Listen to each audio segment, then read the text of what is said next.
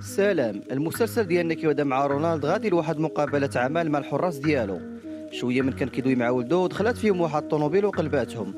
خرجوا منها واحد العصابه وبداو كيقتلوا في الرجال د رونالد. قتلوهم كاملين وهزوا الحقيبه ديالو وخطفوه. ستيف كان كيسمع لواحد التسجيل دباه. شويه جا عنده داني وقال له ان خبر السواحل مازال ما لقاتش الجثه ديال فيكتور. شويه ستيف جا اتصل مع عند المحافظ وكلفاتهم بالقضيه ديال الاختطاف د رونالد. مشاو لمكان الجريمه وتما لقاو تشين وبنت عمو كونو اليوم غتخرج من البوليس وطلبت من ولد عمها تشين يجي يحضر الحفل التخرج ديالها، ولكن بسبب ان ولد عمها متهمينه بالرشوه ما بغاش وقال لها غادي غير نخيب لك السمعه ديالك. هز عينه وشاف الكاميرا ديال المراقبه كانت موجهه للبلاصه اللي وقعت فيها العمليه. من كان ستيف وداني كيشوفوا هاد الطوموبيل جات كونو وقالت لهم ان رونالد قبل ما يتخطف هضر مع ولدو ايفن. جابوا ايفن للمقر ديالهم وسولوه واش عارف فين كان غادي باه وعلاش استاجر الحراس، وقال لهم ايفن انه ما عارف والو. شويه جات صاحبه باه ناتالي وقالت له غتبقى معايا تيلقاو الاب ديالك. ستيف طلب من كونو تبقى مع ناتالي وايفن، وتشين قال لهم انه جاب تسجيل الكاميرا ديال المراقبه وغادي يتفرج فيه، وقال لهم رونالد كان غادي يصبح للقاعده الجويه. مشى ستيف وداني القاعده الجويه باش يفهموا علاش كان غادي عندهم، وقال لهم واحد القائد ان رونالد كان غيكشف لنا التهديدات اللي غتواجهها الجزيره، ويمكن هذا هو السبب الاختطاف ديالو. من كان تشين كيتفرج في كاميرا المراقبه بان له ان الحراس اللي كانوا مع رونالد ضربوا شي حد من العصابه بالقرطاس وهرب لشي اوتيل. قالها لستيف وداني ومشاو بثلاثه للاوتيل. بقاو تابعا الاثار ديال الدم ولقاوه في السطح فاقد الوعي. فيقوه وبداو يستجوبوا فيه، ولكن ما قال لهم والو. خداو له البصمه ديالو وعرفوا ان سميتو سيرجاي وهو خدام مع واحد العصابه. ستيف كان غيلوحو من السطح ولكن داني منعو. في الطريق تناقش داني وستيف. داني قال له انه ما عندكش الحق تتعامل مع المشتبه به بديك الطريقه، وستيف قال له انا غير كنت باغي نخلعو باش يعترف لينا. مشاو للدار ديال رونالد باش يقلبوا على شي دليل، ولقاو غرفه مخفيه فيها بزاف د الحواسيب. ما فهموا والو في هذا الشيء. ستيف قال داني خاصنا شي حد كيفهم في هذا الشيء، وداني قال له كنعرف واحد الدري سميتو توست. مشاو عنده للدار وجابوه، وقال لهم ان رونالد اخترع جهاز كيمكن له يتحكم في البنيه التحتيه د هذه الجزيره. داني وستيف وتشين قلبوا على المسافرين الصربيين اللي دخلوا الجزيره مع الدري اللي شدوا، وهما يلقاو تصويرات ناتاليا معاهم. كونو من كانت في الدار مع ناتاليا وكيفن فتحت واحد المجر، وهي تلقى واحد دليل كيربط ناتاليا بهاد العصابه اللي خطفوا رونالد. شويه هجمت عليها ناتاليا وبداو كيتضاربوا. ناتاليا ضربات كونو بالعصا وطيحتها في المسبح. تلاحت موراها وبركت عليها، ولكن كونو تقلبات عليها وكانت غتغرقها. شويه جا الزعيم د العصابه وشاد السلاح على كيفن وطلب من كونو تبعد من ناتاليا. دا الزعيم وناتاليا كيفن وكونو معاهم. شويه اتصل ستيف بكونو وعرف ان ناتاليا شاداها.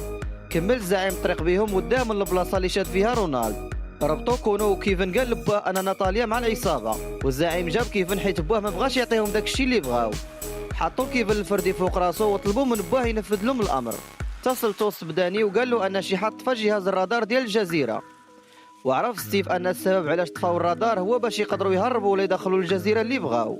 كونو شافت واحد مسمار في الارض، استفزت الزعيم وهو يضربها. طاحت حدا المسمار وهي تهز واحد. جات ناتاليا ورجعتها للكرسي.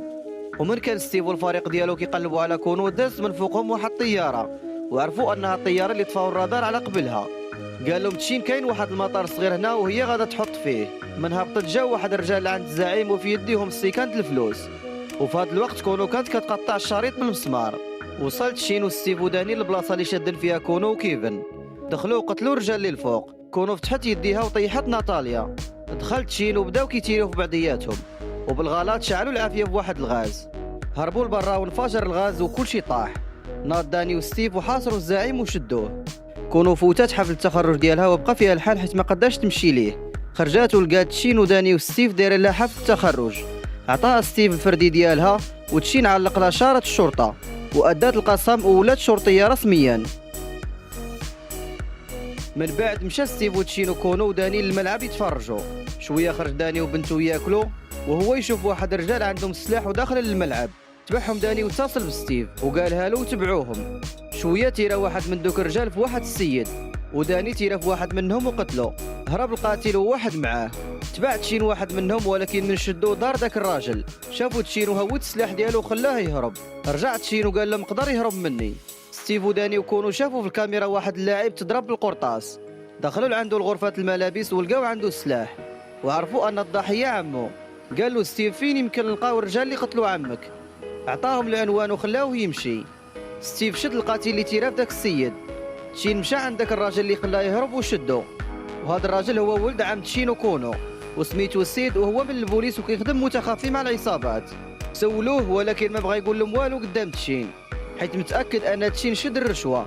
خرج تشين وبدا السيد يهضر معاهم وقال لهم ان العصابه ديال سيمونز غتهجم على عصابه ترايد، وعطاهم العنوان ديال واحد المحل ديال سيمونز. مشى داني وستيف لي هرسوا القفل ودخلوا، لقاو بزاف د الاغلفه د البيتزا اللي كانت كتهرب فيها سيمونز الاسلحه.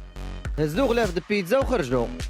من كانوا في الطريق اتصل زوج بنت داني وقال له انه ما بقاش امن للجريس تكون حداك بسبب اطلاق النار اللي وقع في الملعب، وانهم باغيين يمنعوا الزيارات ما بينه وبين بنته.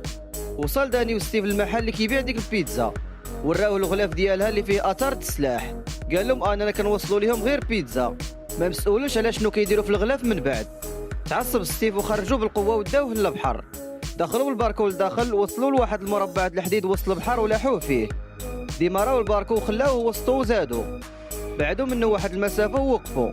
وستيف قال داني ما غيوقع له والو حيت داك القفص مخصص للسياح ودوك القروش ما كتاكلش لحم بنادم. شويه رجعوا لعنده وعطاهم الاسم د الراجل اللي كيخدم عنده سميتو سالفو، وقال لهم راه جاي للمدينه غدا باش يقابل رئيس جديد لعصابه سيمونز. ستيف قال لهم خاصنا شي حد يدخل متخفي للكازينو سالفو، وولد عم كونو سيد قدر يدخلها كعامله باش تراقب سالفو حيت هو متخفي مع سيمونز. جا الليل وستيف وداني مشاو للكازينو باش يلعبوا فيه. دخلهم ولد عم كونو وتشين. من دخلوا شافوا سالفو وطلب ستيف من كونو تتبعوه. دخلت عليهم كونو وقدرت تلصق فيه جهاز التنصت. سالفو قال لرئيس عصابة سيمونز انا جبت لك الاسلحه وعطيتك الفلوس باش تخرج لي عصابة ترايدز من لعبة القمار، ماشي باش نمولك. شويه قدروا رجال سالفو يعرفوا ستيف وداني وشدوا السيد ولد عم كونو. داو لحدا المسبح وبداو كيضربوا فيه. وصل ستيف وكونو وداني وتشين ونوضوها مع سالفو ورجالو بالقرطاس. شويه سالفو كان غيتيري في السيد ولكن تشين نقدو. داني مشى لعند ريتشل طليقته وطلب منها ما تمنعوش يشوف بنته. شويه هضر معاه المستشار ديالها وقال له ريتشل لغا الدعوه ويمكن لك تشوف بنتك. من بعد مشى للمقر وعرف ان ستيف هو اللي طلب من المحافظ تعاونوه في القضيه الزياره ديال بنته.